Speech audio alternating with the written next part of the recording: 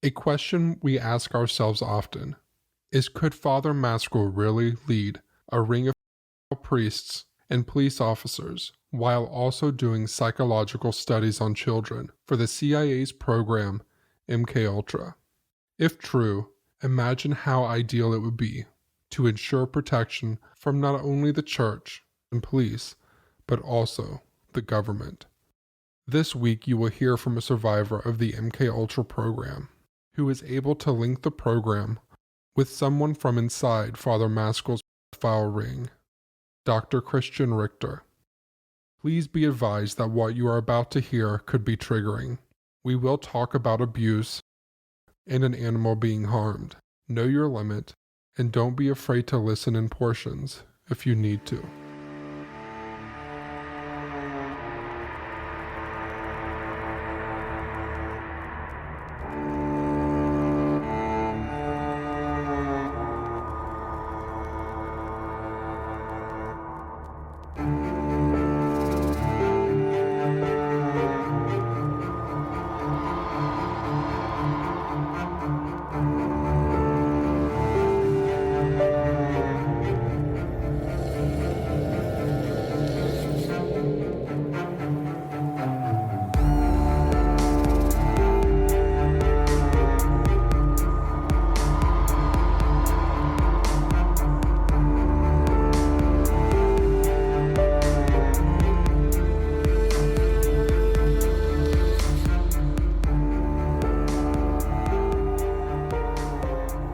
Hi, everybody. Shane and I are so excited about our guest tonight. I know I say that a lot, but if you don't already have like your choice of drink or water or sitting down, you might want to do that because this one's going to be very different than what you've heard before and very engaging and very engrossing. About a year ago, our guest, her name is Lynn Shermer, reached out to me and also to a few of the people that I know through the keepers. And for some reason, I was told her last name was Smith, and it's not, it's Shermer. So I never got her message. Well, you all heard the episodes that we did with Ellen Lachter and Jean Wayner, and Lynn is friends with Ellen. Lynn and I finally connected after Ellen facilitated. And as you remember, Ellen is the therapist that we were able to interview about ritualistic sexual abuse. And everybody was so engaged and impressed with that, that I invited Lynn to be our guest tonight. I'm going to introduce Lynn, and I want you all to welcome her to the program. This is Lynn Shermer. Hi, Lynn. Hi. And Lynn, where are you located? You're located on the West Coast, correct? Yes, I live in Seattle. Okay. So I think I really want you to do the talking. People are tired of listening to me. Could you actually explain how you and I finally did get to be able to talk to each other? Sure, if you want me to start at the beginning. So what happened was in May of 2017, I was watching Netflix and I was watching The Keepers. And I thought it was amazing. And it got to the episode with Dr. Richter. And they showed his face. And I was just sitting there minding my business, watching the documentary. And they showed his face and his name, and I started screaming. It was an involuntary scream that just came out of me. I was shocked that I was suddenly screaming. I got up and walked around. I was shaking. I kept screaming. I'm sure that I scared my poor neighbors. And then I settled down, and of course I called my therapist. And yeah, I recognized him, and I was totally stunned and traumatized, and a little bit of memory started flooding in. And then, of course, I went and worked on the memory in therapy, and then I knew where I knew him from. And so after, I think it took a couple weeks to kind of settle down and keep working on my emotional state. And And then I wrote a letter and I sent it to the Gmail address for the keepers, I think. And I got a response, and then I didn't hear anything for a long time. A number of months later, I published an article about the keepers on one of my websites, bornpress.com, because the keepers did such an amazing job at dealing with the myth of false memory. And it is a myth. It's a PR campaign. So I wrote an article about that, and I posted it in the keepers group on Facebook. And I think that's when we first got in touch, but then we got in touch again through Ellen quite a ways after that. So yeah, that's how we got in touch. It's I recognized a perp on the keepers. Well, I want to remind everybody that's listening that Christian Richter, I hate to even use the word doctor, but Christian Richter, now deceased, fortunately, was the gynecologist that was friends with Joseph Maskell. And he is the guy that Maskell took young girls to for gynecological examinations and also for surgical procedures. Now, we know that there's one report that several Keogh girls were admitted at one time into the through ER into outpatient at night, and that their charts all said they were having a DNC, and they were actually having illegal abortions in a Catholic hospital, St. Joseph's Hospital in Towson. So this is the person that Lynn is referring to.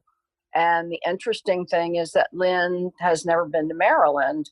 So Lynn, I'm going to ask you to explain your connection to Dr. Richter and just take your time. Okay. Yeah, this is another one of those where do I start kind of things. To give it context, I'd probably have to start at the beginning of how I was trafficked as a child. I was born into a family, it was an abusive family, and it was intergenerational abuse. So both my paternal and maternal grandparents abused my parents, and as far as I can tell, going back 4 generations. Sometimes the abuse would be done as a group. So it wasn't just, one pedophile in the family, but it was like group activity where kids were molested. So my parents were already troubled, and they were young when they had me and my brother. I had an older brother, 4 years older than me. I was born in 1963, by the way, in Detroit. And when I was about 3.5, 4 years old, my mother started taking me to special doctor's appointments. My mother also trafficked me. Like she would take me to a bar, and she would sell me to people in the back of the bar. And she would take me to houses, men's houses, where there were parties, that sort of thing. So I'm between 3.5 and 4, and there's a reason why I know I was that age. She started taking me to special doctor's appointments really frequently. It seemed like every couple of weeks, or maybe it was once a month. Of course, I'm a teeny tiny child, and I'm not remembering time that well back then. But some of the same men would be at the doctor's office, and it was my pediatrician's office at first, and he had a special. One of his exam rooms was off in the sort of the opposite side of his other exam rooms, and it had a special setup in it. And they were running behavioral experiments.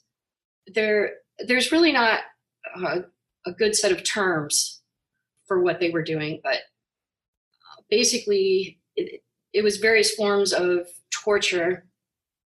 I would be strapped down on a gurney or strapped in a chair, and they had monitoring equipment on my head. So back in the 60s, they would use a PET, I believe it was, huge equipment everywhere. They would shock me. They used a lot of electric shock, and they were training me to dissociate predictably. But I was a little tiny child when it started. I know that because I used to not be able to pronounce my L's. You know, when I was a teeny tiny child, I couldn't say my own name. I would say in instead of Lynn. Some of my trigger words, and I'll get into what trigger words are, have no L's in them. So these triggers were created when I was so young. I didn't know how to say the letter L. This continued, periodically going to the doctor's office, and then sometimes it was a hospital, an unused old sort of laundry in the basement of a hospital with different people. And, you know, they would torture me to get the behavior that they wanted. And they wanted all kinds of different behaviors, not just dissociating in certain ways, but being able to respond the right way when I was being molested. Because certain perpetrators, sexual perpetrators, pedophiles, like their victims to show certain responses when they're doing that to their victims. So that was part of it too. And this went on, and I was given tests, a lot of tests, behavioral tests as I got older, intelligence tests. And something happened where I was accepted into another connected program, but sort of carrying out the same kind of experimentation. And when I was 6, we moved to Birmingham, Alabama. My family had never had any connection there. We had no family there. My father's salary tripled. The size of our house tripled. So that leaves me to believe that my parents were compensated for all of this. And I'm gonna skip ahead a little bit to the Richter part. Sure. So after we moved to Birmingham, 4 or 5 times a year, I was still being taken to facilities, obviously different facilities. I can see the interior of these facilities very clearly. I know some of them were connected with NASA because of what I saw, you know, what I can see inside the buildings, but I don't remember the exteriors. A lot of times I was in an enclosed space when I was transported, so I couldn't see where I was going. The place where I saw Richter was like an annex. It was a facility that my perpetrators used when they couldn't get into the main facilities at NASA. It was in the shape of a barn. It was a big metal barn with a concrete floor.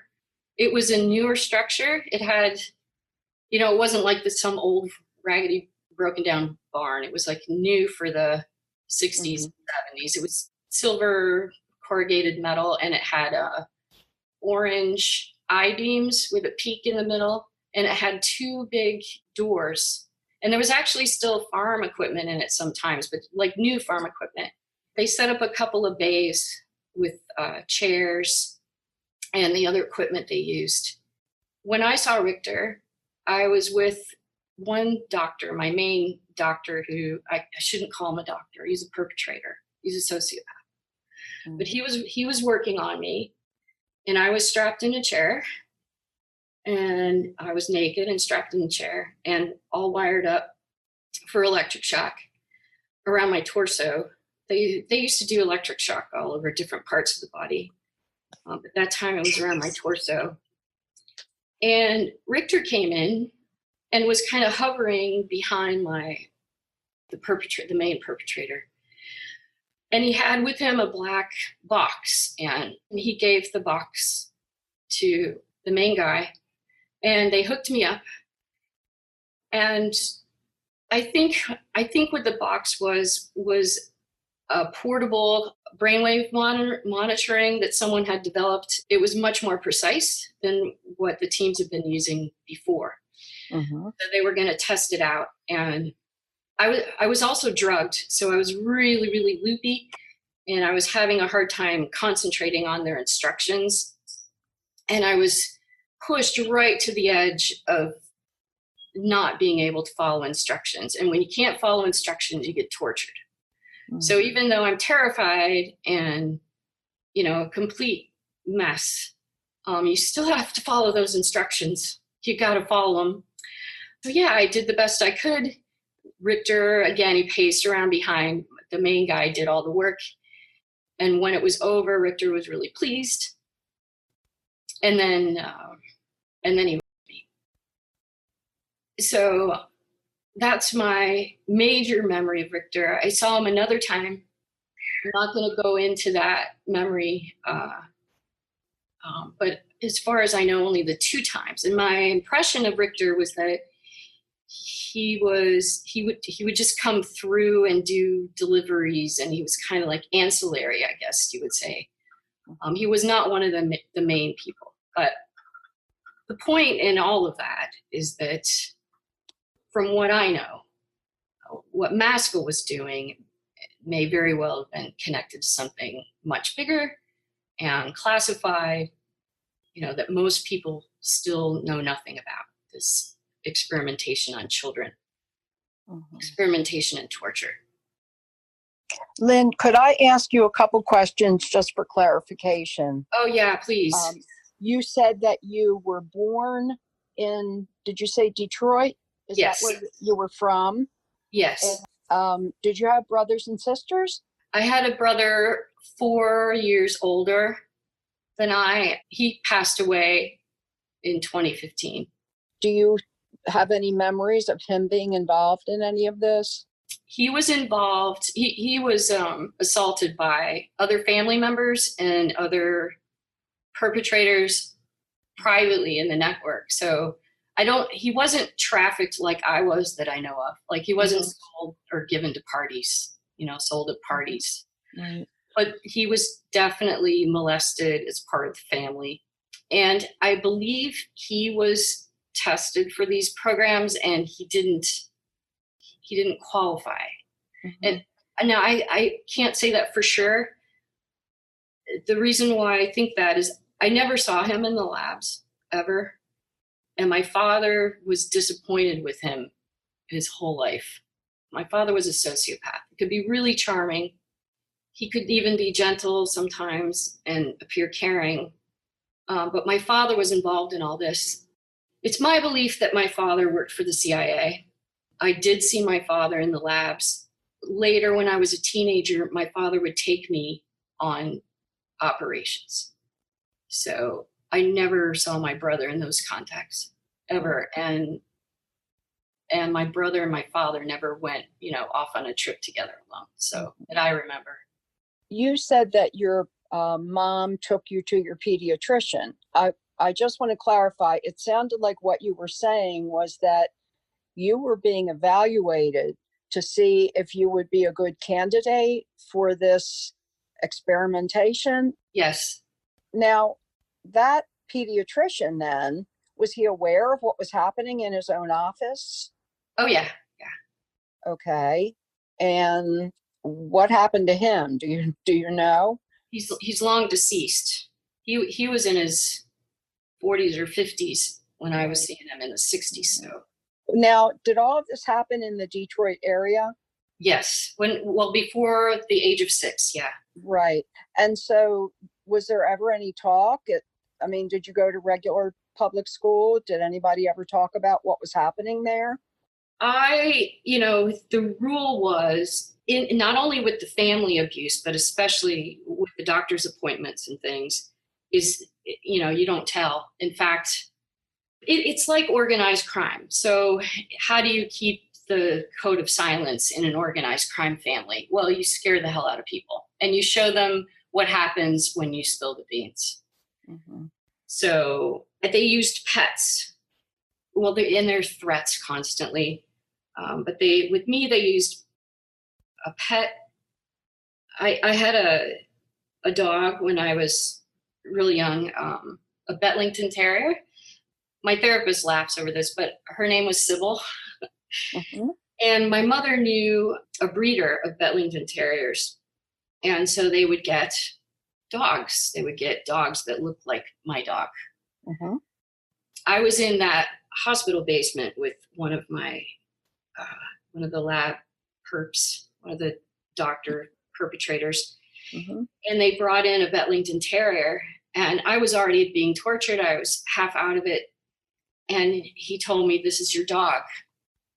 I'm going to show you what happens if you talk, if you say too much, if you don't behave yourself. And he, sorry, I'm sorry. That's okay. We can, Lynn, You know, we they can make take, you participate, right? Yeah, we can take a break. He killed the dog, but he made me hold the knife to kill the dog. You know, it's organized. It's just really, really Sure. horrific organized crime, but it's all the same stuff. You know, it's, you don't tell the secret, you don't act weird outside of the house. Because of how upsetting this conversation was, we decided to take a short break. You know, in my case with my family, there was also dissociation. So when we would have these family kind of orgy things, we'd often have them in the basement. And as I was walking down the stairs to go to these things in the basement, my mother would call me by a different name. So, and that was, you know, from first memory. So they reinforce that. They scare the hell out of you, so you dissociate. And then they call you a different name. When you walk back up the stairs, you're not going to remember anything. So, Lynn, you mentioned that when you were, I think you said 6, your family moved to Alabama. And Birmingham is very close to where a NASA facility is, NASA, correct? yes. So what was happening to you? And you mentioned that your dad worked for the CIA.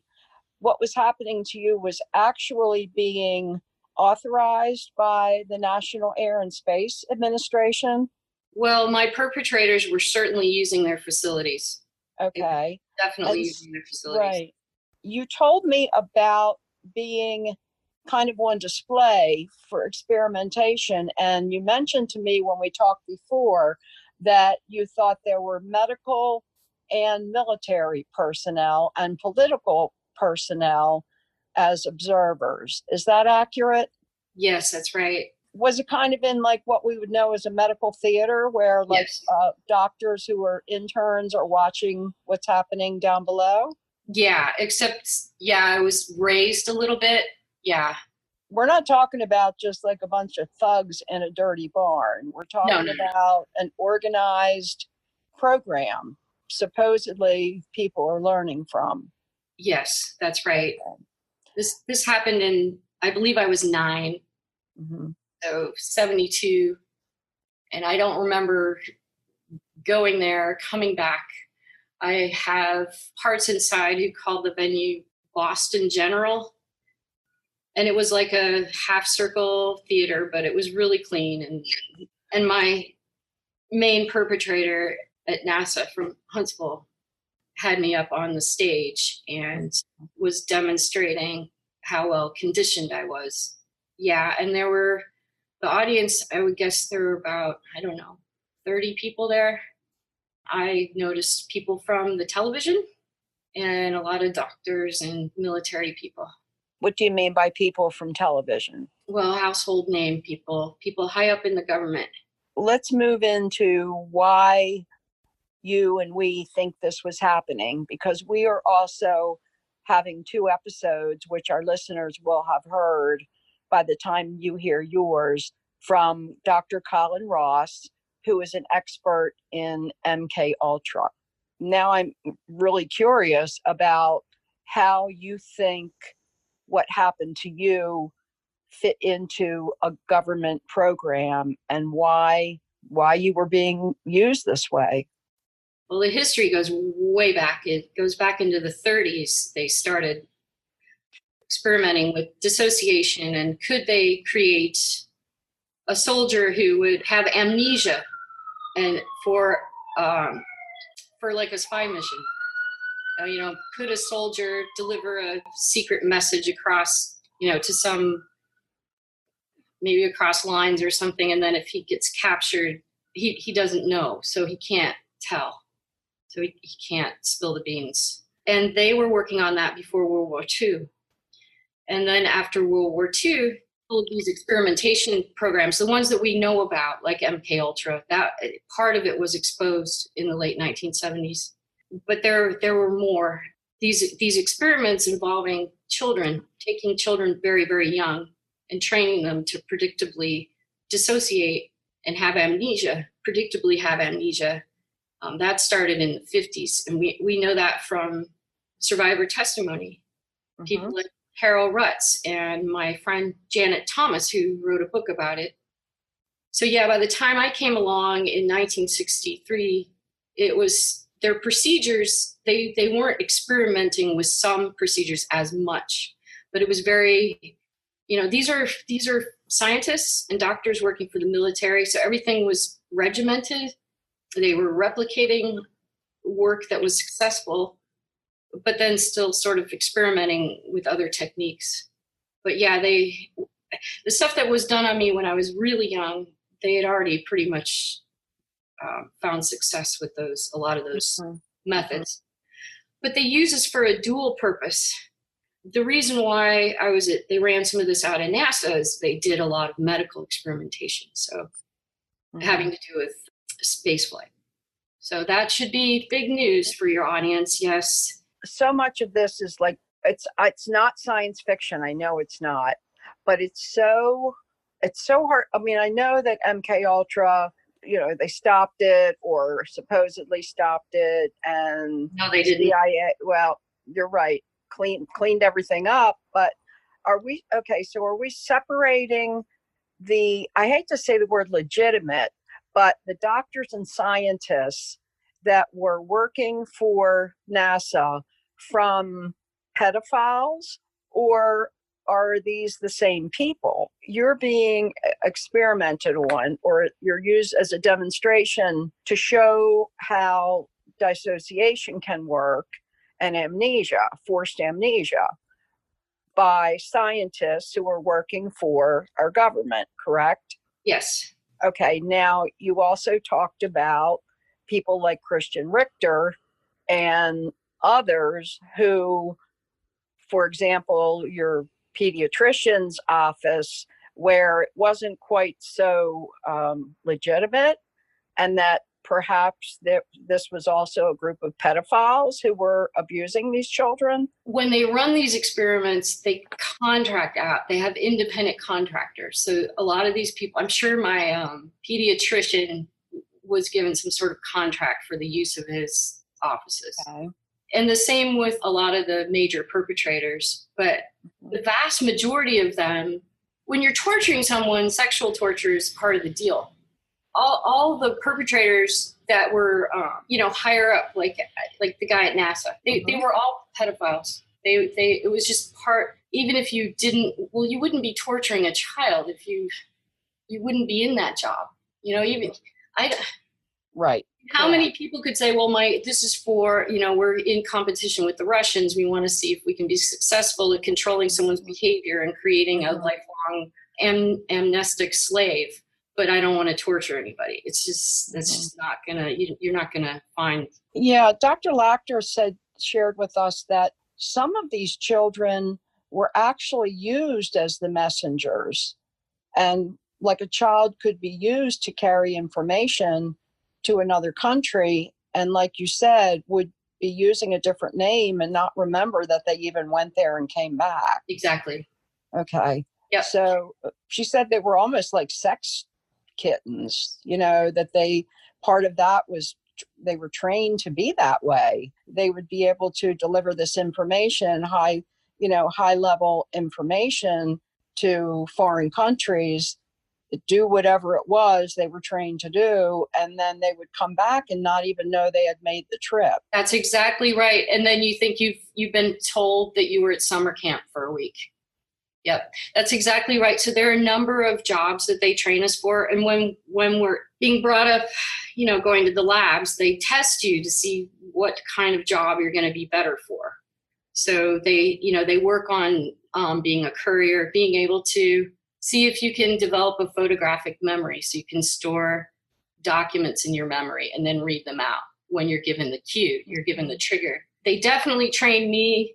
I have an entire team of alters that perform sexually depending upon what the perpetrator wants.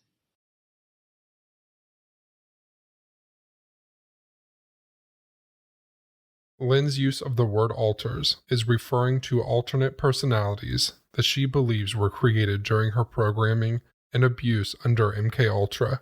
Next week's part 2 of our conversation, you will learn more about how this program was utilized to program individuals like Lynn.